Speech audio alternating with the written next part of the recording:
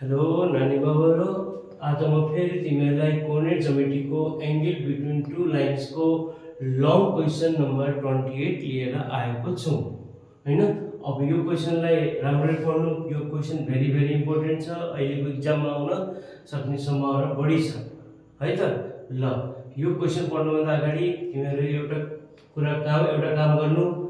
YouTube channel Birendra Thapa 2877 और थापा शर्मा गएर तिमीहरूले मेरो युट्युब च्यानललाई लाइक सब्सक्राइब र सेयर पनि गरिदिनु। ल अब क्वेसन नम्बर 28 पढ्न गइरहेको छु। The coordinates of the vertices P, Q and R of triangle PQR 3,4, 1,1 and 6,2 respectively. If PS is the altitude of triangle PQR, find the coordinates of S भनेर सोधेको छ। अब यो ट्रायंगल PQR को coordinate हो, PS भनेको एउटा altitude हो, जसमा यो S भनेको चाहिँ कोऑर्डिनेट हामीले के गर्नु छ, फाइन्ड आउट गर्नु छ है। ल अब यसलाई कसरी बनाउने भन्ने कुरा यता हेर्दै जाऊ। Here P3,4 Q1,1 and R6,2 are the vertices of triangle PQR। यो फेरि के भनेछ, PS परपेंडिकुलर QR पनि भनेको, जो एल्टिट्युड भनेको छ त्यही नै हामीले के हो, यो PS चाहिँ QR मा चाहिँ परपेंडिकुलर भएको हो है। अब हामी के गर्छौं, पहिले Q र R को स्लोप निकाल्ने।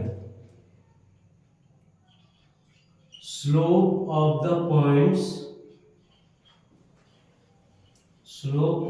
points Q1,1 and R6,2, M1 equals to Y2 minus Y1 x2 minus x1। अब यो भनेको y2 minus y1 2 minus 1 6 minus 1 1/5। अब यो चाहिँ परपेंडिकुलर भएको छ कि छैन। अब यो परपेंडिकुलर भन्नु भनेको के हो, कन्डिसन हाम्रो कुन हो, m1 m2 equals to minus 1 और m1 is 1/5, m2 equals to minus 1, m2 equals to minus 5 भनेर यो आयो। अब यो स्लोप र यो पोइन्ट बाट हामी के गर्ने, इक्वेसन निकाल्ने। Therefore the equation of the line joining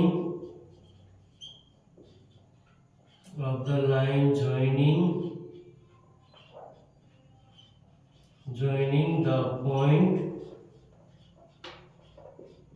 equation of the line joining the point, कुन point हो, P 3,4 and having slope, भर्खरै स्लोप निकालेको हामीले कुन हो, slope -5 is y minus y1 m2 x minus x1। अब यसमा भ्यालु पुट गरौँ, y minus y1 भनेको 4, m2 minus 5, x minus x1 भनेको कति हो, 3। अब यसलाई सल्भ गरौँ। यसलाई सल्भ गर्दाखेरि y minus 4 minus 5x minus 5 3 जा कति भयो, 15 और 5x लाई लेफ्ट ह्यान्डतिर ल्याउँदाखेरि साइन चाहिँ माइनस छ भने यता आउँदा plus 5x plus y 15 minus 4 लाई राइटतिर लग्दाखेरि माइनस को के हुन्छ, प्लस। पहिले जोडिहाले हेर्नु मैले, 5x plus y equals to 19। यसलाई इक्वेसन के हो, फर्स्ट। अब यसलाई इक्वेसन फर्स्ट मानेपछि अब हामी के गर्ने, Q र R को इक्वेसन निकालौं। फेरि बनाउला, therefore the equation of the line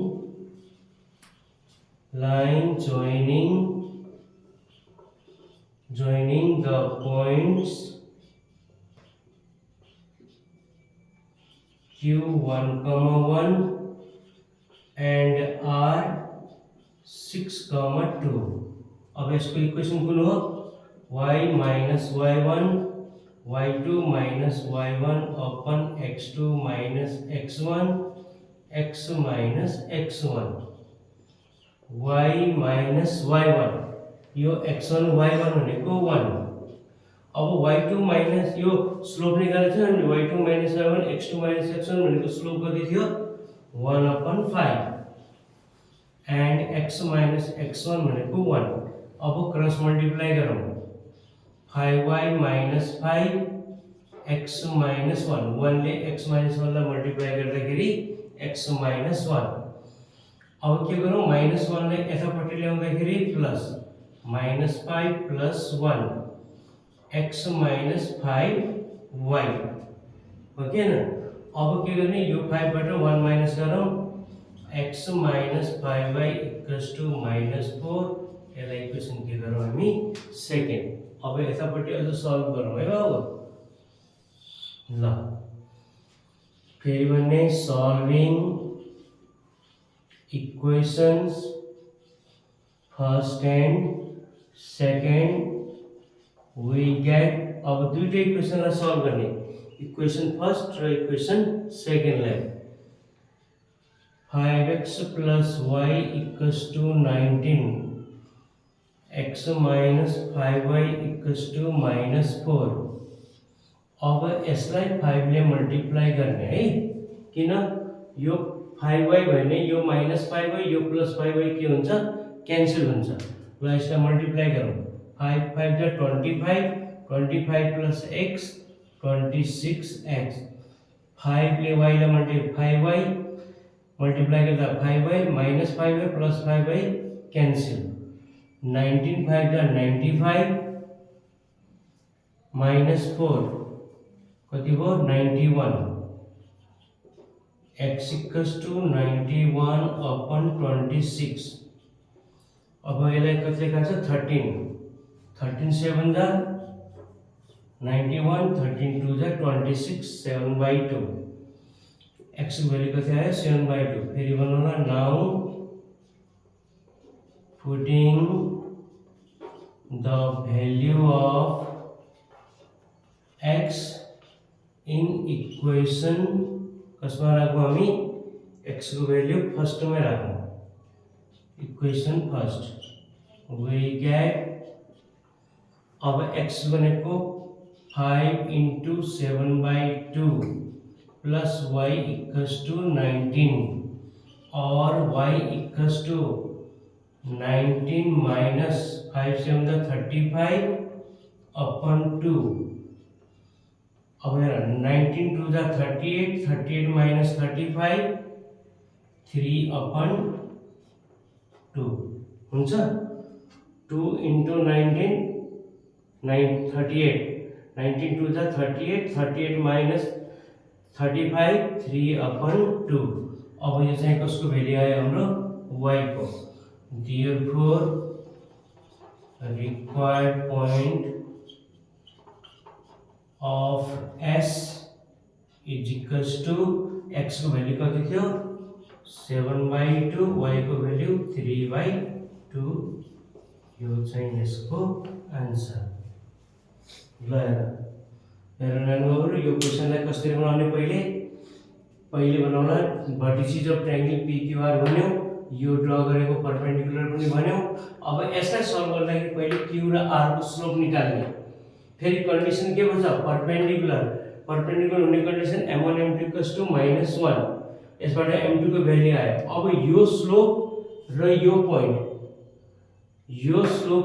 पोइन्टबाट हामीले इक्वेसन निकाल्यौं equation of the line joining the point P 3, 4 and having slope -5 is गरेर हामीले कुन इक्वेसन निकाल्यौं 5x + y = 19 अब फेरि यो त PS को इक्वेसन हो अब QR को छैन नि हैन दुईटा लाइन इन्टरसेक्ट एस मा भएको छ भने क्यूआर को पनि इक्वेसन चाहियो।